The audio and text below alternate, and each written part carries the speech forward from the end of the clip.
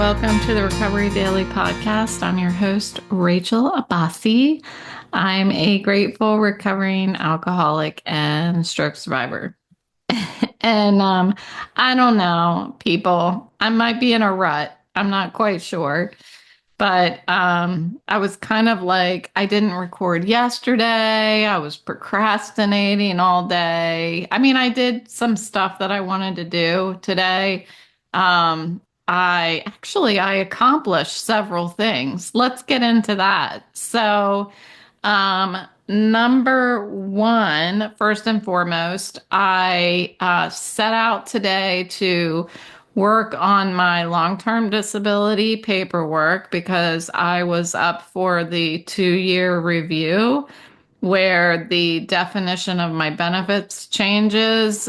For any of you who might deal with this in the future or are dealing with it now, what happens is it seems like you're in this. So when you get approved for long-term disability, there's like 2 years that is approved. And then you'll go up for review again for them to analyze, like, did your condition stabilize or does it continue to evolve? Are you getting better? Are you not getting better? And so I was at that 2-year review. My condition has stabilized. It's not getting better. It's not getting worse. It's staying the same. That's what stabilized means. And so I was going to work on that today. I had received a notification in the mail that I had more forms to fill out. So I filled out those forms today and then I scanned them and sent them back to the company in order to add them to my file.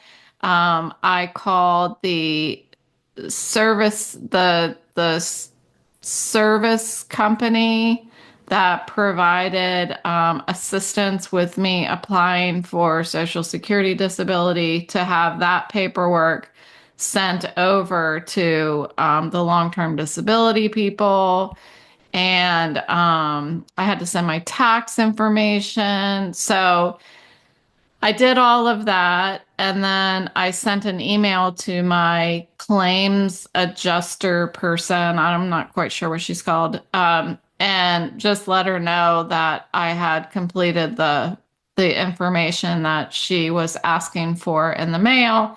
And I ended up getting a phone call about maybe an hour later, and it was her, and she said that I had been approved as of today and that they didn't need any more information. So that's really exciting. It just means that things are going to be the same. It doesn't mean that anything's changing. But what came to mind when this happened, like over this period of time so I was told in April that I was going to be up for review. April, May, June. Maybe it was in March. She let me know that I'm going to be getting reviewed again. And I had a choice at that time. Am I going to worry and follow through with the stuff that I need to do to send the paperwork in and fill out the forms or anything? Or am I going to not worry and do it and follow through? So I made the decision back when I got off the phone with her in March that I'm not going to worry about it because I thought, okay, well, I was approved already the first time around, and nothing's changed, so why should I not be approved? And I had also gone to 5 more doctors or something like that. So it's pretty clear that I'm still in the same health. And I guess I'm proud of myself that I decided 2 months ago that I was going to choose that path for myself because I feel like I really eliminated a lot of stress that could have come from just getting the phone calls, getting the emails, filling out the forms and all of that, and thinking in the back of my mind, oh, what's going to happen if I don't get approved? And that is a really dangerous place for my mind to be because I don't have any alternative. Like I don't know what would happen. I wouldn't have that income. Like what would happen? And so I chose to not go down that path for myself. And it turns out that I didn't need to worry. So if I had chose to worry 2 months ago, I would have had 2 months of just worry and nothing to show for it. That worry didn't actually make any impact on what decision was going to be made by the long-term disability folks. So today I wanted to talk about that shift in perspective. Um, but before I do, I also wanted to mention what else I did today. I'm trying to remember the first thing. Oh, my niece, as some of you may have heard, got married on Saturday, and I recorded the wedding with Zoom. So I told them that I would create the video from the recording and send it back to them. And I said, I may or may not add a little snazziness to it because I have skills in that area from being in marketing for my career. So with doing a little at a time and taking breaks, I was able to create what I think is a pretty adorable video. It has like the opening that says who's getting married, and then it has background music and all of that stuff. And I think it was pretty cute. So I finished that today and sent it off to my sister and my brother-in-law. So that's pretty fun. So that's two things I accomplished today. I woke up not thinking I was going to accomplish anything. I woke up thinking I'm going to do a little bit of this and I'm going to do a little bit of that, but I didn't really think that I was going to be checking off boxes today, and I have. And then the final thing that I've been working on, I will show you if I can get it out of here. Yeah, for those of you who are watching the video, it's your lucky day because it's not showing. Wait. Let's see if I can get it to, it's there. You can kind of see. There. So it's the beginning of a picture that I'm painting called Icy Potomac. And it's still got a lot of work to be done, but there was a gentleman that I'm friends with on Facebook who posted this picture of the Icy Potomac, and it's stunning. Like the picture is freaking stunning. So I thought I'm going to paint that. So I'm working on that now, and I made some progress. The clouds are really difficult. Like the sky, I don't know. I've gone through several versions of the sky. I'm starting to get a little more satisfied with it. I'm going to keep working on it. So those are the three things that I set out to do today. And two were accomplished, and one I'm pretty satisfied with. We're making good progress. So that's what's going on in Rachel's life. So I wanted to talk about like reframing challenges in our life into opportunities, or reframing things from being like a challenge to being something that is just something we have to walk through. Like instead of defining it as a challenge, define it as it's just a thing, it's just a thing. And so for me, when I was told I needed to uh, go through review again for long-term disability, I thought, oh, here we go. And I thought of it as a challenge. And that's why I had to choose whether I was going to worry about it or not worry about it, because I immediately thought of it as negative.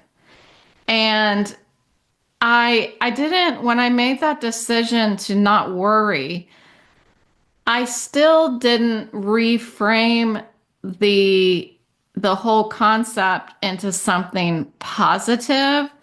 I just I think I instead identified it as I can't control the outcome. I can't control people, places, and things. Like it's so common for us to immediately have a negative mindset when we're faced with something that we don't want to do. We're faced with something that's out of our control and it's just another bothersome thing that we have to do.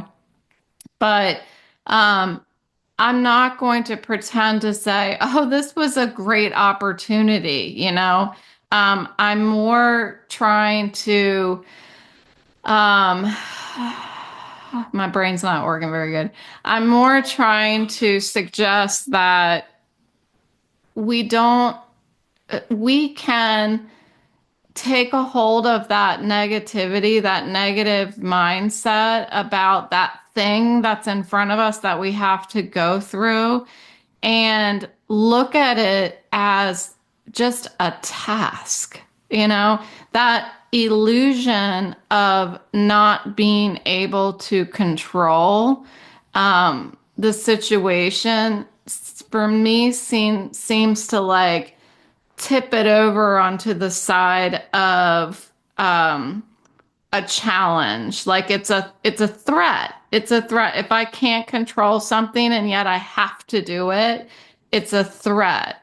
And I'm trying to suggest today that that's a choice. We don't have to look at these things that we can't control in our life as a threat. Um, at the end of the day, like all this paperwork and stuff that I had to do, it was not a challenge. It wasn't a challenge. It was a list of things that I had to do. And when I get my shit together and I look at it methodically, like I make myself a list of, okay, this is the big thing I have to complete. In order to do that, I'm going to have to follow these steps. And when I do it that way, it's easier for me to not look at it as a challenge. It's very much related to how do you eat an elephant? One bite at a time, right? I don't have to feel stress and anxiety about these things that I have to do. In my sobriety program, we call it reframing the language from saying I have to do it to saying that I get to do it. So shifting that mindset from a threat to just a thing. What a terrible, terrible episode.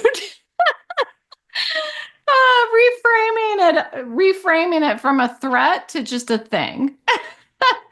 Yeah, that's good, Rachel. Anyway, like presenting this like type of idea, like changing from a big challenge into addressing each at like dividing it apart and making it stepping stones. Like you achieve the greater thing you have to do by taking steps towards it. And often when we approach things that way, we reach new heights, right? So, um, practical techniques for how to change your mindset from a threat, something is a threat, to it's just a thing. That's going to be the title. I wanted to write that down. Sorry for a second. I'm just gonna write that down. From threat to thing. Yep, that's the title of the episode. Okay. So how do I do this? How do I make a decision that I'm not going to get all freaked out about something? It starts with, for me, it starts with that decision. I make the decision before I start spiraling. If I start spiraling and then I all of a sudden I'm like, nope, nope, nope, nope, you're not going to do it. I've already gone too far. Like when I'm given something like the lady called me and she said, we are going to have to do another review of your disability benefits. When we're done, I hang up the phone and I make a decision at that point. And the decision it seems like there's layers to it. Like I'm trying to think of like, what was I thinking at the moment that I hung up the phone? I was thinking, number one, this is another thing that I have to do in recovery. I was thinking recovery is my full-time job and you just got an assignment. That's what I was thinking. I was thinking last time you worried and you got approved. So let's try not worrying this time and getting approved and see what the difference is like. So I was reframing, I was setting myself up for a learning experience, I think. I was solution focused right out of the gate. So, like, reflect on something that has happened in your past that was like given, whether it was at work, whether it was a family ordeal that you were dealing with. Think about the moment that you found out about the threat, the challenge, and think about what were your initial thoughts right when that threat was presented to you, when that challenge was presented to you. Were you were you self-aware at all? Were you trying to look at it as a growth opportunity? Or were you looking at it as, well, this effing sucks. I don't want to do it.